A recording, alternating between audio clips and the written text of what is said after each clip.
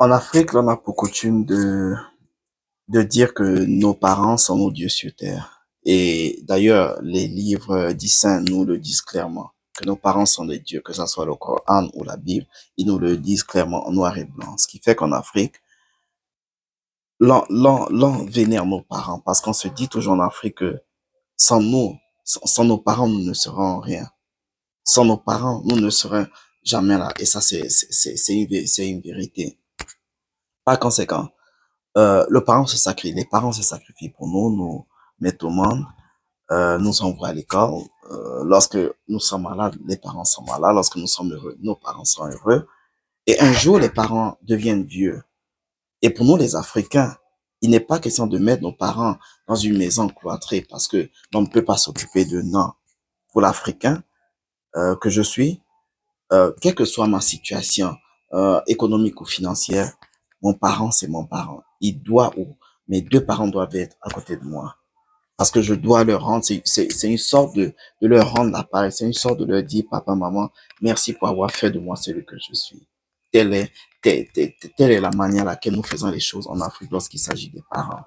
Nous devons nous occuper de nos parents et nous nous occupons de nos parents. Et par ailleurs, je n'ai jamais vu de là où je viens, j'ai jamais vu une maison de retraite, j'ai jamais vu un endroit où on mettait des vieillards, ce qui n'est pas le cas en fait dans des pays développés. Lorsque vous venez ici aux États-Unis par exemple, vous verrez des immeubles, vous verrez des quartiers tout entiers où il n'y a que des vieux, des villes même tout entières où il n'y a que des vieux. Et là, vous poserez la question, qu'est-ce que c'est? Comprenez juste que chez les autres, dans les pays développés, en général, lorsque un enfant atteint 18 ans, les parents sont très pressés à lui demander de sortir parce que dans leur culture, à 18 ans, l'on est majeur. À 18 ans, l'on est grand. À 18 ans, on est capable de prendre des décisions qui vont orienter nos vies. À 18 ans, on est capable de pouvoir voler de nos propres ailes. Donc, à 18 ans, on est mature, on est majeur assez pour pouvoir se prendre en charge. Alors, à 18 ans, les parents vous mettent dehors et là, vous devez voler de vos propres ailes.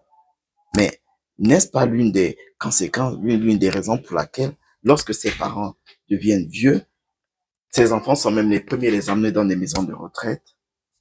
Ce ne sont que des questions, ce ne sont que des questions. Peut-être pas. Ce sont des questions que je me pose. J'essaie de voir dans les différents environnements dans lesquels je suis et j'essaie de faire des comparaisons. En Afrique, un parent doit être aux côtés de ses enfants, même lorsqu'il est vieux.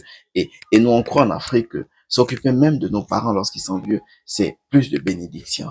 Donc, on le fait avec volonté, on le fait avec amour. Même si la vieillesse, il faut l'avouer, n'a jamais été facile, mais on le fait. Parce que un parent, c'est un parent.